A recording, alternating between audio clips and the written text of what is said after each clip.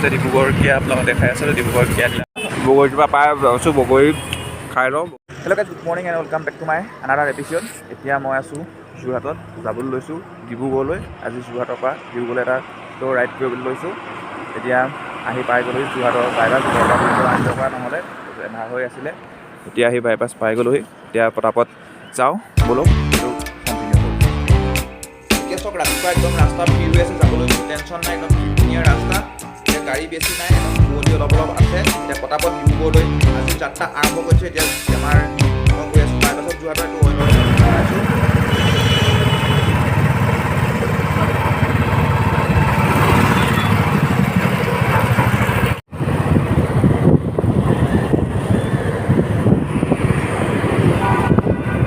এতিয়া আহি ডিমৌ পাৰ হৈ আহিলোঁ। মৰাণ পোৱাগৈ নাই, মৰণালৈ আৰু অলপমান সময় লাগিব। 10 মিনিটমান গ'লে মৰাণ পাই যাম। এতিয়া ডিমৌ পাইছোঁহি।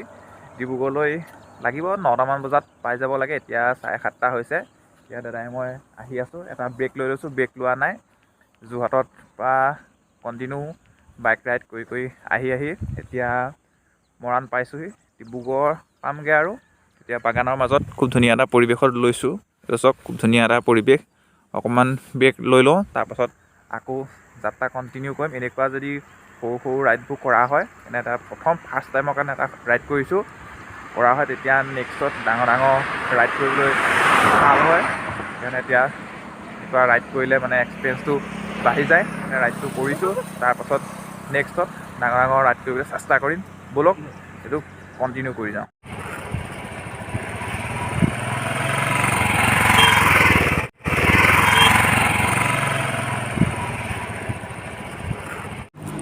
এতিয়া ফাইনেলি আহি এপেণ্টলা পাইছোঁহি। এতিয়া বগৰীগছ পাই গ'লোঁ। এইফালে এজোপা দেখিছে বগৰীজোপা পাই আছোঁ, বগৰী খাই লওঁ, বগৰী লৈ ল'লোঁ। এতিয়া ডিব্ৰুগড়লৈ আৰু বেছি নাই, মাত্ৰ 12 কিলোমিটাৰমান আছে। ছেকেণ্ডটো ব্ৰেক লৈ ল'লোঁ, অকণমান ৰৈ লৈছোঁ। তাৰপিছত বাইক আজি বহুত চলাই আহি আছোঁ। এতিয়া অলপ বগৰী খাই অকণমান আৰু যাওঁ, ব'লক। এইফালেদি আপোনালোকক দেখাইছোঁ বাইকৰ অৱস্থাটো। বাইকৰ অৱস্থা চাওক, একদম পূৰা বাইকৰ অৱস্থা নাইকিয়া হৈ গৈছে এইফালেদি। এতিয়া পটাপট যাওঁ, বেছি সময় নাই। আৰু পটাপট বগৰী খাই অকণমান ধুনীয়াকৈ ৰেষ্ট লৈ ল'লোঁ। পটাপট ডিব্ৰুগড়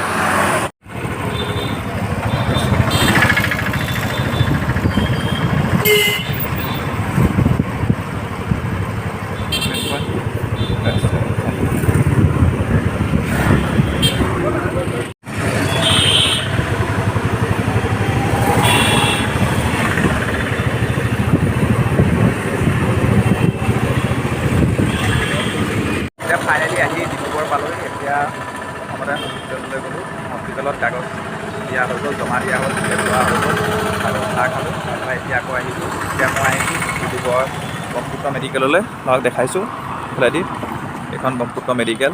ইয়াতে কাম আছে, ইয়ালৈকে আহিছোঁ। জুম কৰি দেখাই দিছোঁ আপোনালোকক। এতিয়া টিকেট চিকেট লোৱা হৈ গ'ল। তাৰপাছত গোটেইখিনি কণ্টিনিউ কৰি যাওঁ। ফাইনেলি এতিয়া কাম হৈ গ'ল। এতিয়া হস্পিটেলৰ পৰা ওলালোঁ, গোটেইখিনি কাম হ'ল। এতিয়া হ'ব লাগে ব্ৰেকফাষ্ট, এতিয়ালৈকে একো খোৱা নাই, চাহ একাপ খোৱা হৈছে। এতিয়া পটাপট যাওঁ আৰু যাওঁ। এতিয়া আমি ডিব্ৰুগড়ৰ পৰা ঘৰলৈ আকৌ যাবলৈ লৈছোঁ। আমাৰ ডিব্ৰুগড়ত কাম হৈ গ'ল, এতিয়া বেক কৰিছোঁ। এতিয়া বাটত আপোনালোকৰ সকলোখিনি পৰিৱেশ কি পাওঁ আপোনালোক দেখাই যাবলৈ চেষ্টা কৰি আছোঁ। আহোঁতে ভালকৈ গোটেইখিনি দেখাব পৰা নাছিলোঁ, ৰাতিপুৱা 9টা বজাত পাবৰ কাৰণে অলপ লৰালৰি হৈছিলে। এতিয়া যাওঁতে গোটেইখিনি আপোনালোকক ভালদৰে এক্সপ্ল'ৰ কৰি যাবলৈ চেষ্টা কৰিম, ব'লক। এইটো হৈছে ডিব্ৰুগড় টয়টা। এইটো টয়টা ডিলাৰ, দামী একদম গাড়ী থাকে, সপোনৰ গাড়ী ইয়াত থাকে। আহি আছোঁ, এইটো হৈছে নেস্কা, ডিব্ৰুগড় নেস্কা। আমি একদম ষ্টিল উইথ হেলমেট। এইটো হৈছে নেস্কা, দেখাই আছোঁ নেস্কাটো। এইটো হৈছে ডিব্ৰুগড় নেক্সা ডিলাৰ।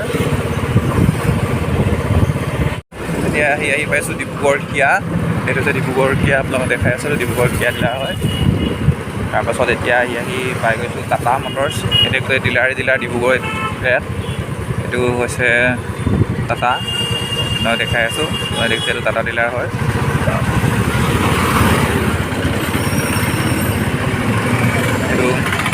এইটো হৈছে ডিব্ৰুগড় টাটা,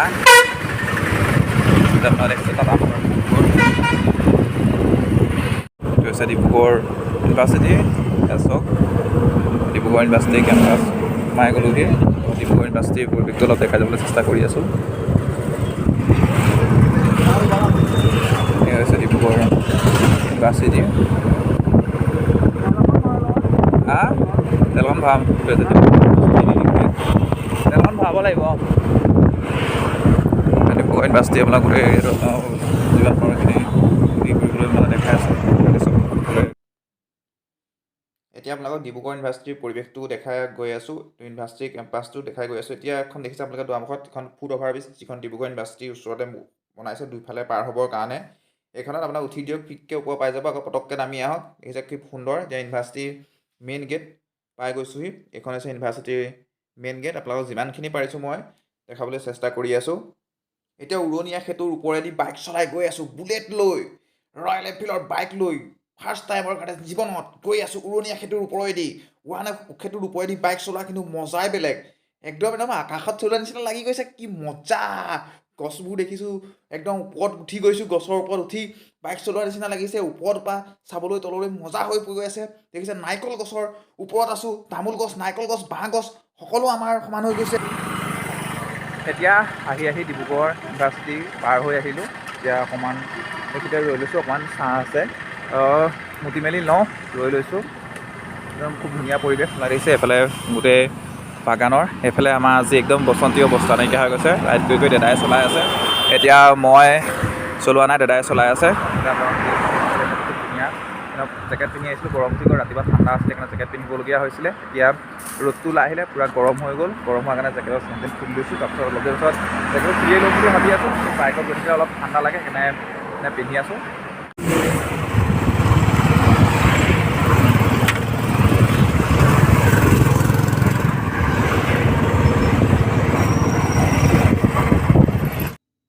এতিয়া ফাইনেলি আহি টিয়ক পাইছোঁহি আৰু ঘৰলৈ বেছি সময় নাই, আৰু আধা ঘণ্টামান সময় লাগিব। আধা ঘণ্টাত একদম ফাইনেলি গৈ ঘৰ পাই যাম। এতিয়া আহি ঘৰ পালোহি। এতিয়া প্ৰায় 3:30মান হৈছে। এইফালে এতিয়া বসন্তী ৰখাই থোৱা আছে, দেখিছে। অলপ ঠাণ্ডা হ'বলৈ দিছোঁ, বহুত দূৰ ৰাইড কৰি অহাৰ কাৰণে। প্ৰায় 320 কিলোমিটাৰমান আজি বাইক চলোৱা হৈছে। ডিব্ৰুগড়লৈ গৈছিলোঁ ৰাতিপুৱা 5টাত, গৈ 9টাত পাই গৈছোঁ। তাৰপাছত আহিছোঁ আপোনাৰ 11টামান বাজিলে, 11টামান বজাত আহিছোঁ। আহি এতিয়া 3:30টাত ঘৰ পাই গৈছোঁ। বাটত ৰৈ আহিছোঁ।